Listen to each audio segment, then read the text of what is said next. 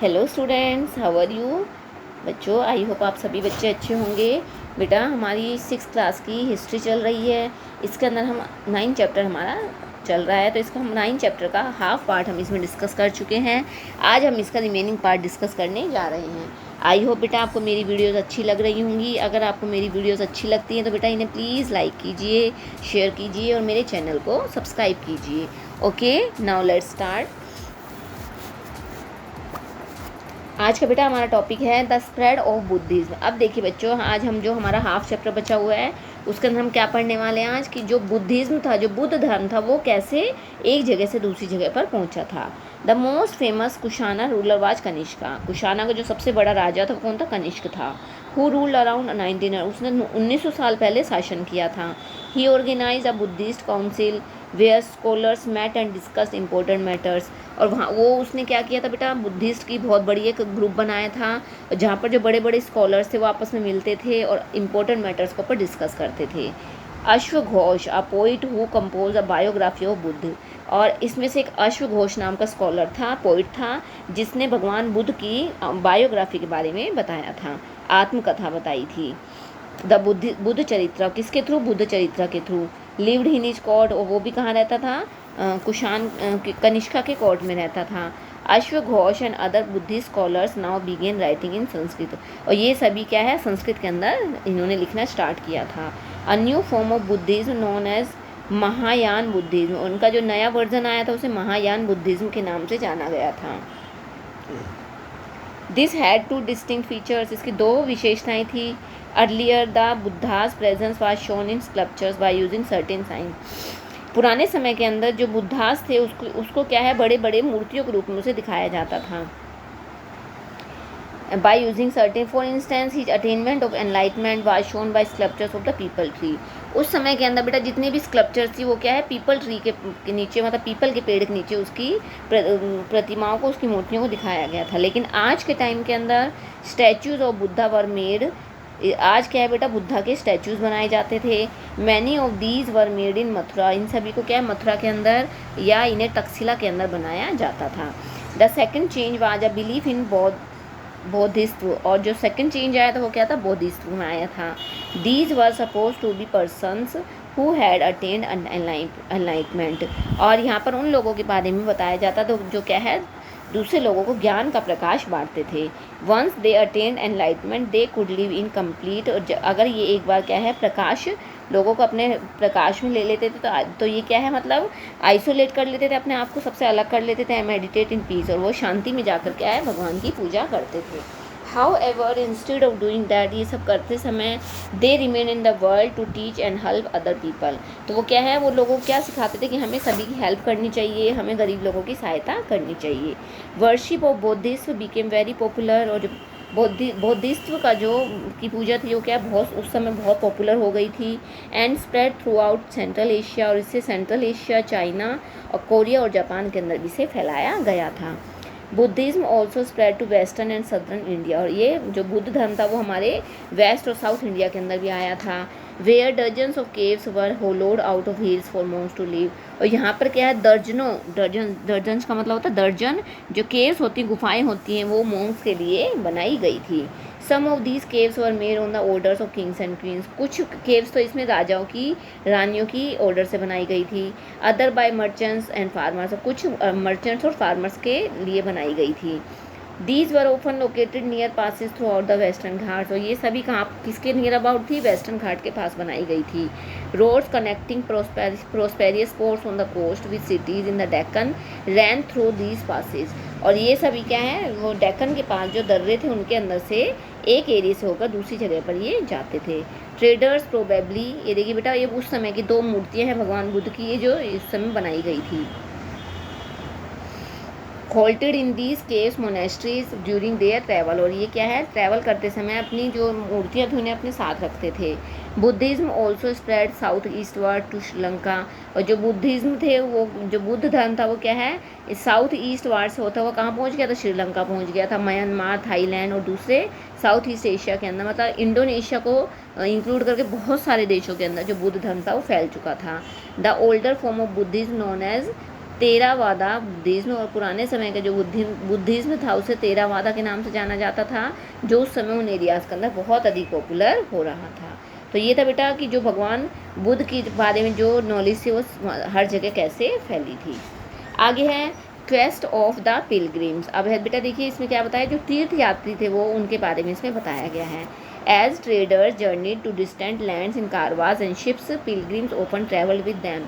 और जैसे जैसे जो व्यापारी होते थे, जब वो एक जगह से दूसरी जगह पर शिप्स के द्वारा जाते थे, तो उस समय क्या है, जो पिलग्रिम्स यानी तीर्थ यात्री थे वो भी उनके साथ ट्रैवल करते थे। तीर्थ यात्री पिलग्रिम्स होते बेटा जो, देखिए pilgrims are man and human who undertake journeys to holy places in order to offer worship. जो क्या है बेटा, भगवान की पूजा के लिए या तीर्थ स्थानों पर जाकर पूजा करते थे और यात्रा करते थे, उन्हें पिलग्रिम कहा गया था। The best known of these are the Chinese Buddhist pilgrims. तो इनके अंदर सबसे ज़्यादा जो पॉपुलर थे वो चाइना के बुद्धिस्ट पिलग्रिम्स थे, जिसमें किस किस के नाम आते हैं, Faxian who came to subcontinent about 1600 years पहले आया, क्वेनजैंग जो 1400 ईयर्स पहले आया, और आई किंग जो 50 ईयर्स क्वेनजैंग के 50 साल बाद आया था। They came to visit places associated with the life of Buddha. और ये सभी क्या है बेटा, जो भगवान बुद्ध की जो लाइफ स्टाइल था या लाइफ स्टोरी थी उसको सारे में स्प्रेड कर रहे थे। Each of these pilgrims left an account of his journey. कुछ पिलग्रिम्स ने अपनी जर्नी को बंद कर दिया था। They wrote of the dangers, वो क्या है, अब वो जर्नी के अंदर उन्होंने जो जो चीज़ें देखी थी उसके बारे में वो लिख रहे थे। Which often took years of the countries and the monasteries that they visited and the books they carried back with them. और वो क्या है, अब वो जो जो डेंजर जो जो खतरे उन्होंने अपनी यात्रा के अंदर देखे थे वो उन सभी के बारे में अपनी बुक्स के अंदर लिख रहे थे। How Faxian return to China. अब जो फाइयान है वो चाइना से वापस कैसे आया था।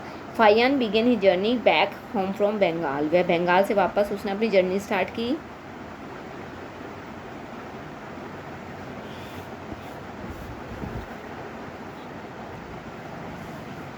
इसके बाद क्या करते थे बच्चों वो, they had barely travel for 2 days when they were caught in the storm. तो एक बार क्या होता है बेटा, उन्हें यात्रा स्टार्ट की सिर्फ 2 ही दिन हुए थे, तो वो क्या है, बहुत भारी तूफान आ जाता है। द मर्चेंट्स, अब जो तूफान आने की वजह से जो मर्चेंट्स हैं उन्होंने क्या अपना सारा सामान, क्योंकि उसके अंदर शिप के अंदर लोड हो गया, तो लोड को कम करने के लिए उन्होंने अपना सारा सामान किसमें, शिप पे जो सामान रखा था वो सारा कहाँ पर, उसने समुद्र में फेंकना स्टार्ट कर दिया। तो जो फाइयान था उसने भी अपना एक्स्ट्रा सामान उसने समुद्र में डाल दिया, लेकिन उसने बुक्स और स्टैचू, जो बुद्धा की बुक्स और स्टैचू थी वो उसने अपने पास ही रखी, बाकी उसने सब कुछ फेंक दिया। जब जो ये स्टॉर्म था वो 13 दिन तक चला। उसके बाद वो समुद्र के बारे में देखिए क्या बताता है कि जो समुद्र था चारों तरफ क्या है बेटा, बाउंडलेस था, मतलब वो क्या है, चारों तरफ पानी ही पानी था। और इतने ज़्यादा तूफान के अंदर ये भी नहीं पता लग रहा था कि किधर ईस्ट है किधर वेस्ट है, मतलब सन मून स्टार सब कुछ क्या है, इनकी सारी मोशन जो थी वो कुछ भी समझ में नहीं आ रही थी। और चारों तरफ क्या डार्क और रेनी वेदर हो रहा था। और and over only plan is to stir by the wind, मतलब क्या है, सिर्फ अनुमान लगाया जा रहा था कि हवा किधर से चली आ रही है। और लगभग 90 दिन के बाद ये जावा में पहुँचे थे, और वेयर ही हेल्टेड फॉर 5 months, जहाँ पर ये 5 महीने रहे। और उसके बाद क्या है, ये शिप के द्वारा कहाँ गए थे, चाइना वापस लौट आए थे। Xuanzang who took the land route back to China, उसने क्या है, लैंड रूट से आना, चाइना वापस आना चूज़ किया। एंड अपने साथ वो क्या लेकर आया, भगवान बुद्ध की स्टैचूज़ को लेकर आया, जो गोल्ड की, सिल्वर की और सैंडलवुड की बनी थी। And 600 manuscripts loaded on the backs of, और उसने 600 मैन्यूस्क्रिप्ट्स को 20 घोड़ों के ऊपर लाद लिया था। इनमें से 50 जो मैन्यूस्क्रिप्ट्स थी वो खो गई थी इनमें से। एंड विच वही वाज क्रॉसिंग द इंदुस, जब है इंदुस रिवर को क्रॉस कर रहा था। He spend the rest of his life, और उसके बाद जो बची हुई जो रिमेनिंग मैन्यूस्क्रिप्ट्स थी उसको ऊपर ही क्या है, वो संस्कृत से चाइनीज़ लैंग्वेज के अंदर उसको कन्वर्ट करके ट्रांसलेट करके वो उसके ऊपर ही उसने अपनी पूरी लाइफ स्पेंड कर दी थी। आगे बेटा नालंदा यूनिवर्सिटी के बारे में दिया गया। Nalanda a unique centre of Buddhist learning. Xuanzang and other pilgrims spend there, जो क्वेनसैंग थे और बड़े बड़े जो पिलग्रिम्स उन सभी ने नालंदा से अपनी स्टडी की थी। और जितने भी मोनेस्ट्रीज थे वो क्या है, उस समय के ही थे। और वो वहाँ पे के बारे में क्या बताते हैं, जहाँ कि उस समय वहाँ पर जो टीचर थे बहुत ही हाईली उनके अंदर एबिलिटी थी, टैलेंट था। और वो क्या है, बहुत अच्छे तरीके से बुद्ध की टीचिंग्स को पढ़ाते थे। वो वहाँ के मोनेस्ट्री के जो रूल्स थे बहुत स्ट्रिक्ट थे और सभी को उन्हें फॉलो करना होता था। और discussion are held throughout the day, और पूरे दिन क्या है डिस्कशन होता रहता था। And the old and the young mutually help other, और सब एक दूसरे की हेल्प करते थे। Learned man from different cities come here to settle their doubts, और जो बड़े बड़े जो पर्सन थे वो क्या है यहाँ पर आकर अपने डाउट्स को क्लियर करते थे। इवन यहाँ पर जो गेट कीपर था वो भी क्या है, जब कोई न्यू कमर्स वहाँ पर आता था तो उससे क्या डिफ़िकल्ट क्वेश्चंस पूछते थे, और जब तक वो उनके क्वेश्चंस के आंसर नहीं देते थे उन्हें एंटर नहीं कराया जाता था, और 10 में से मुश्किल से 7 या 8 लोग ही जवाब दे पाते थे। नेक्स्ट टॉपिक है बेटा द बिगनिंग ऑफ भक्ति। अब देखिए बिगनिंग ऑफ भक्ति के अंदर क्या बताया गया कि जो भक्ति की शुरुआत थी वो कैसे हुई थी। तो देखिए बेटा इसके अंदर यह एक ऐसा टाइम था जब क्या है बेटा देवी देवताओं की पूजा की जाती थी, और उसके अंदर क्या है हिंदू के जो देवी देवता थे बहुत अधिक थे, उसके अंदर बहुत अधिक इम्पोर्टेंस थी, और इसके अंदर भगवान शिव, विष्णु और देवियों के अंदर माता दुर्गा की पूजा की जाती थी। इन देवी देवताओं की जब पूजा की जाती थी उसे ही भक्ति का नाम दिया गया था। ये बहुत ही पॉपुलर उस समय हो गया था, और जो भक्ति थी वो क्या है पर्सनली डिवोशन टू ही, मतलब लेडीज जेंट्स सभी क्या है भगवान की पूजा करते थे उस समय पर। एनी चाहे वो रिच है चाहे वो पुअर, चाहे वो गरीब है चाहे अमीर है, सभी क्या है बेटा चाहे वो हाई कास्ट का चाहे लो कास्ट का, सभी भगवान की पूजा करते थे। और जो भक्ति का जो ये आइडिया आया तो भगवत गीता से उस समय मिला था। जो भगवत गीता है वो हिंदुओं की बहुत ही पवित्र पुस्तक है, और जिसके अंदर क्या है महाभारत के बारे में भी इंक्लूड किया गया है। और इसके अंदर जो भगवान कृष्ण हैं वो अर्जुन से क्या कहते हैं, he is devotee and friend, अपने फ्रेंड के बारे में कहते हैं कि to abandon all dharmas and take refuge, कि सिर्फ भगवान विष्णु कृष्ण क्या कहते हैं कि सिर्फ अर्जुन ही है जो इन सब लोगों को बचा सकता है, एंड जो सब बुराइयों से जो उसे छुड़वा सकता है। This form of worship gradually spread to different parts, और ये जो पूजा थी वो क्या है देश के अलग अलग हिस्सों के अंदर उस समय बहुत अधिक फैल गई थी, और जो इस सिस्टम को फॉलो करते थे उसे भक्ति का नाम दिया गया था। और जो देवी देवताओं की पूजा करते थे उसके बाद क्या है वो उनके लिए त्याग करते थे, उनके ऊपर बलिदान करते थे। इस सिस्टम के अकॉर्डिंग अगर कोई भक्त भगवान की पूजा करता था, अगर सच्चे दिल से पूजा करता था, तो जो भगवान है वो उसकी सारी इच्छाओं को पूरी करते थे। इसलिए deity could be thought of as human being, lion, tree और एनी अदर फॉर्म। इसलिए जो भक्त होते थे वो क्या है वो उन्हें भगवान, जो सभी ह्यूमन बींग्स के अंदर लॉइन, टाइगर सभी के अंदर उन्हें क्या है भगवान दिखाई देते थे। और इनकी जो भक्ति होती थी क्या है बहुत ही ज़्यादा बहुत अच्छी होती थी, बहुत दिल से पूजा करते थे। और जो आर्टिस्ट होते थे वो क्या है देवी देवताओं की बहुत ही सुंदर सुंदर मूर्तियाँ उस समय बनाते थे। जो भक्ति टर्म में बेटा देखिए कहाँ से निकली है ये संस्कृत का एक वर्ड है जिसका भज वर्ड से निकला है। इसका वर्ड मीनिंग होता है डिवाइड और शेयर, अपनी बातों को दूसरों से शेयर करना। और two way relationship between deity and devotee, मतलब भक्त और जो भगवान है उसके बीच में जो रिलेशनशिप है उसी को भक्ति कहा गया है। और ये भक्ति जो है वो हमें सीधा भगवत गीता के पास ले जाती है, जिसके अंदर क्या है भगवान और देवी देवताओं के बारे में हमें उसके अंदर बताया गया है।